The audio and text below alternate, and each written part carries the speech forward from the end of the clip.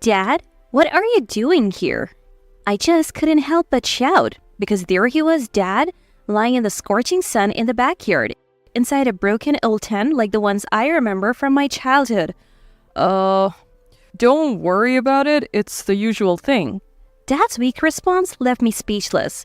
Living in the family home, Dad had injured his leg and was now staying with my brother Steven and his wife. Steven always said Dad was doing fine and his daughter-in-law Mia would laugh, assuring me she was supporting him.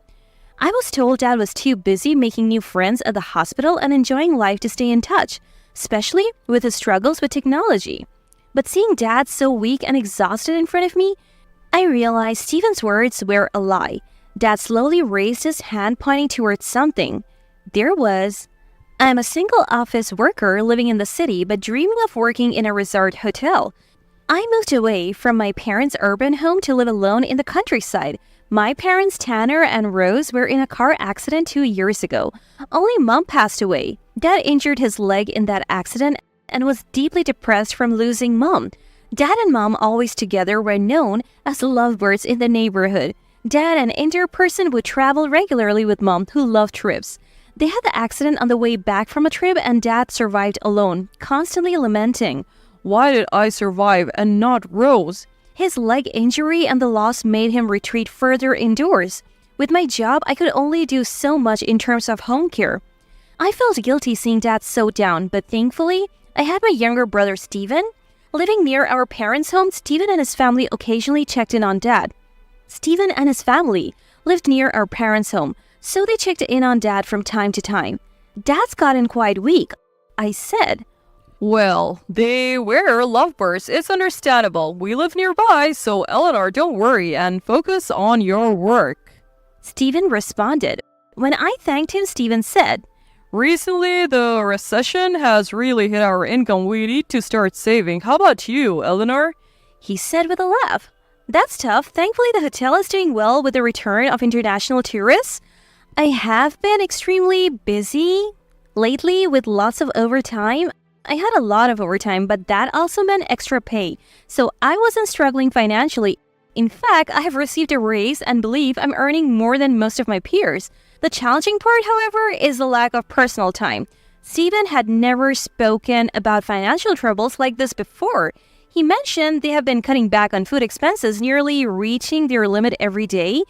He hasn't bought new clothes in over a year and obviously hasn't been able to travel. They wanted to start a family, but even just the two of them were struggling to make ends meet, so having children wasn't an option right now.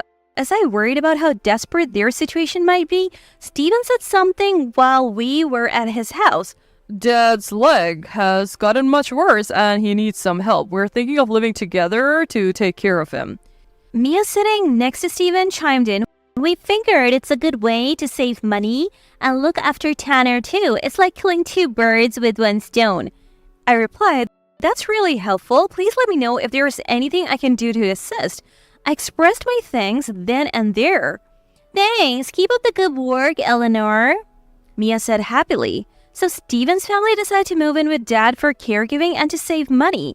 Dad and Steven hadn't always been close. Steven often stayed out late and Dad frequently scolded him during his student days. They barely spoke after Steven graduated and stopped visiting the family home.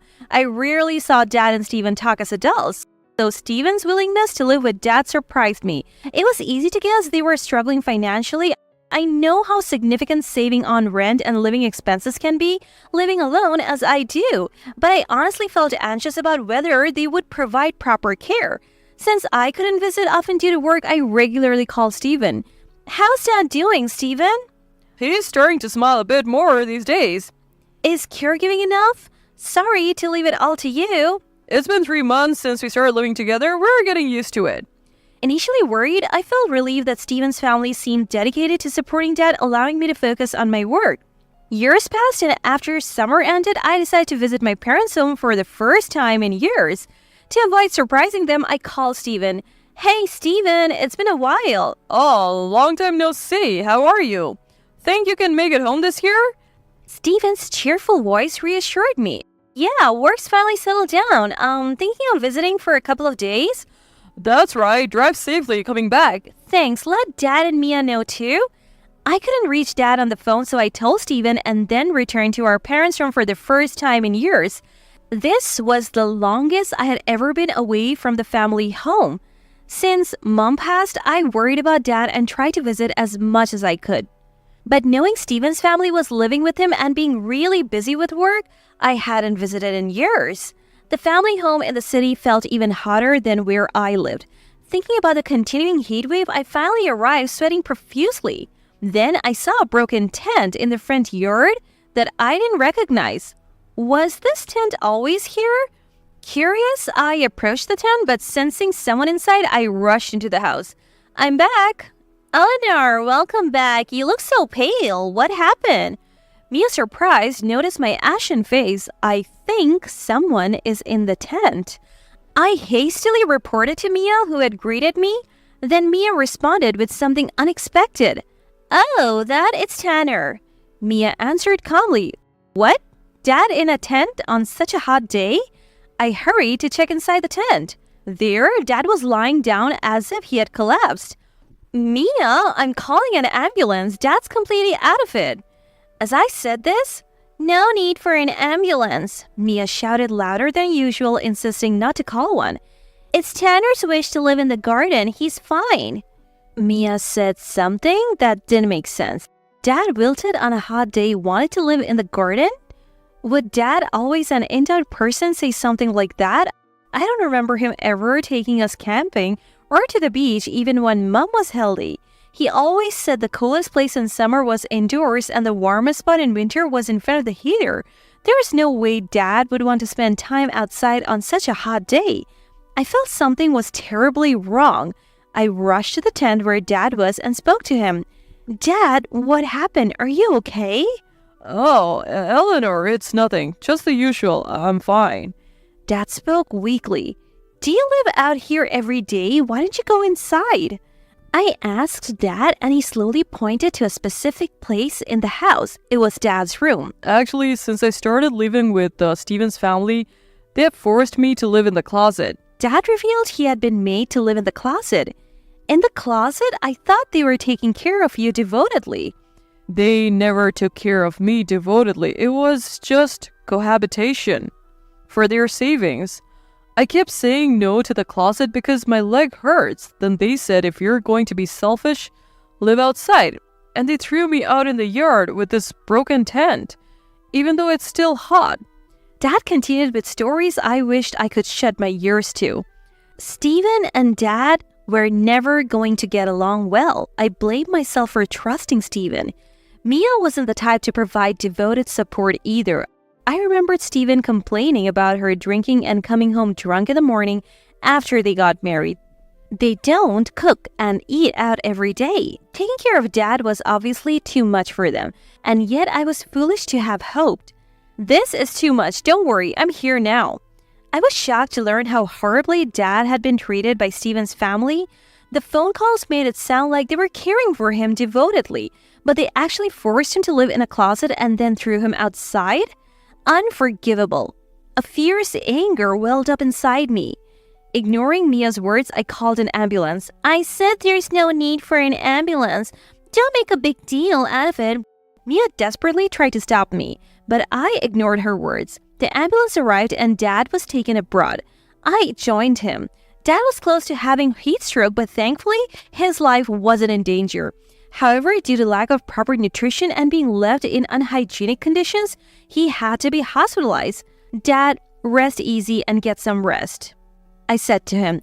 Dad replied, Eleanor, you saved me. I was prepared to join Rose every day. His face showed relief. What are you talking about? You've got a lot more living to do, Dad. Thinking that Dad had been living each day as if it were his last, I almost burst into tears. But I kept a bright smile in front of Dad. I went back to our parents' home to gather Dad's belongings for his hospital stay. Steven, Mia, let's make sure you understand what's happened with Dad.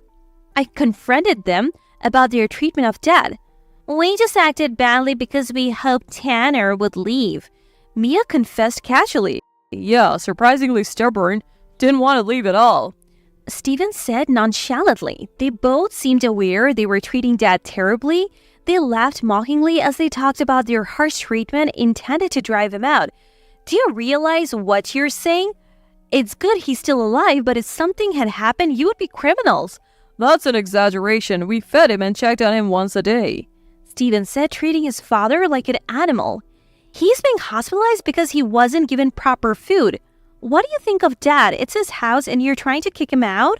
Stephen and Mia showed no remorse and started making excuses. We didn't want to live here. We chose to move in because of financial troubles, but caregiving was harder than expected. Stephen said. Mia added, that's why we tried to put him in a facility, but Tanner really hated the idea of leaving this house full of memories with Rose. They even tried to kick us out, Stephen said, portraying themselves as victims. They wanted to kick Dad out, but when it looked like they might be the ones to leave, they schemed to make Dad want to leave instead.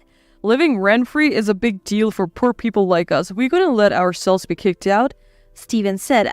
I never thought they would stoop so low as to degrade Dad's care and living conditions to monopolize the house. I knew Dad and Stephen weren't close, but I believe that as a mature adult in his mid-30s, Stephen would handle things better. The idea of such a vile scheme was frightening. Moreover, Stephen confessed they locked Dad in the closet and threw him out to make Dad choose to live with me instead of them. Country living is better for health. We were planning to send him to live with you in the countryside, Stephen said. He was more resilient than we thought. We were surprised he didn't leave before you came, Eleanor, Mia said, laughing as if reminiscing about old hardships. Now that Eleanor's back, Dad will probably say he wants to live with her, Stephen said, laughing in a mocking tone. Then Stephen said something outrageous. Now that Dad's in the hospital, the house is ours. Pack his things and leave. I was speechless at their audacity. To have the nerve to say such things while living in someone else's house? I gathered Dad's belongings and returned to the hospital. Dad, I heard everything from Stephen. You've been through a lot. Dad said, I tried to kick them out, but it backfired. The house is my treasure with Rose. I couldn't give it to them. Dad's endearing love for Mom was heartening. Don't worry about the house. I'll take care of it. How about living with me after you're discharged? Dad happily agreed. Thank you. I would love to live with you, Eleanor. After securing Dad's agreement to live with me, I returned home. 2 months later, countless calls came from Stephen. There are a lot of strangers in the house. What's going on? Although Stephen sounded furious, I didn't respond and handed the phone to someone else. The person I passed the phone to was Mom's dad, Grandpa. Hey, Stephen, I've heard everything from Eleanor. Seems like you've treated my dear son-in-law terribly, Grandpa said. Grandpa? Stephen sounded utterly shocked. Our parents' home was actually built by Grandpa in his younger days as a wedding gift for Mom. He had always been fond of Dad like his own child. When I told Grandpa about the whole fiasco, he was furious. He sent several of his strong apprentices to evict Stephen and his family. After the incident, I immediately called Grandpa the owner of the land and the house. Grandpa, always imposing, was someone even Stephen had always feared. I knew he could handle the situation, so I asked for his help. Stephen, all your stuff has been arranged to be sent to Mia's parents' home, Grandpa said. Huh? Don't just go ahead with things. Stephen protested, though still fearful. A man who treats his wife like that has no right to complain. Do you have any objections? Grandpa said sternly. No, I'm sorry, Stephen said and didn't talk back after that. Grandpa was always kind to me, a woman, but very strict with Stephen. I remembered how Grandpa used to spank Stephen for crying when we were kids, telling him, "Don't cry, be a man." What was normal discipline in the past is now considered taboo. Watching Stephen like that, I felt grateful to be born a girl. Stephen, who had once been defiant with Dad, never showed that side to Grandpa. Even now, he tried to resist a little, but Grandpa quickly took control. Stephen and Mia's belongings were all sent to Mia's parents' home as Grandpa had arranged. Stephen and Mia arrived at Mia's parents' home. It had been a long time since they returned there. Dad, I think our stuff has arrived, so we came to get it, Mia said. Mia's dad, Kendrick, came out from the back room. I've heard the whole story from Eleanor. Stephen and Mia, you'll be living here with us now, he said. Stephen replied, We'll live at my parents' home, it's fine. Don't think you can come back after doing such things to your father. I'll straighten out your twisted characters. Kendrick said angrily. I knew Kendrick was a very strict man. I'd gotten Mia's parents' home contact details from Dad and explained everything to them. Mia and Steven were then forced to live there and received strict discipline. Mia was taught to cook from scratch and had to prepare 3 meals a day for the family. Steven obtained permission from his company to work a side job and helped Kendrick with his work on the weekends. After Dad was discharged, Grandpa informed him that the house had deteriorated and needed repairs. Determined to fix the house full of memories with Mom, Dad worked hard on his rehabilitation and recovered. You did great with the rehabilitation, and doctors were even surprised by your recovery, I said. Of course, I had to fix the house I shared with Rose. I can't let my spirit falter, Dad said with a brightness reminiscent of his younger days. His love for Mom seemed to be driving his recovery. Under Grandpa's guidance and with the help of his apprentices, the house was gradually repaired. Dad fixing the house seemed to regain the sparkle he had when Mom was alive. Dad, you seem so lively. When I fix the house, memories come back and it feels like I'm talking to Rose.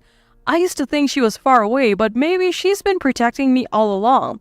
Hearing Dad speak like this nearly brought me to tears. Perhaps Mom really had been protecting him all this time. Eventually, the house repairs were completed. Once satisfied, Dad decided to let go of the house.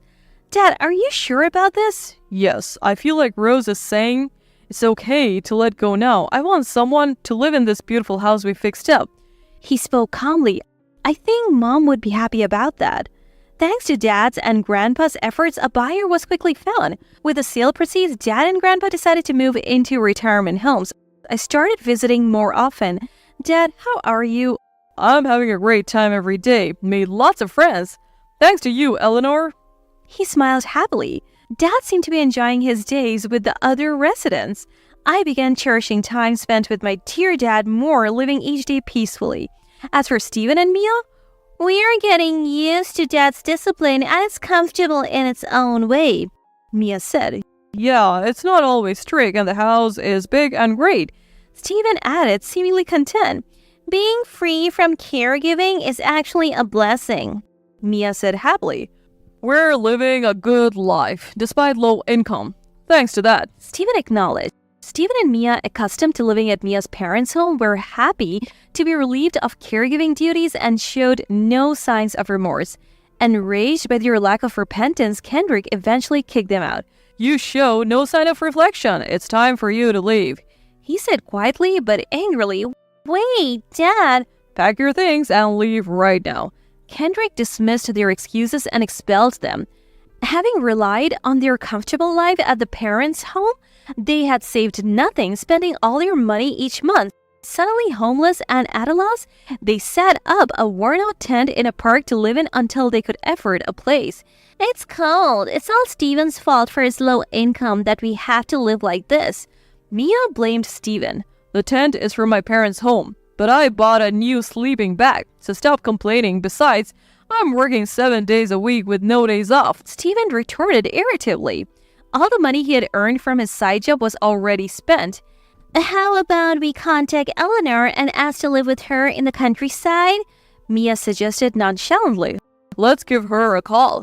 Steven agreed without objection. They called me and endlessly told me about being thrown out of Mia's parents' home and their current life sleeping rough in a cold park.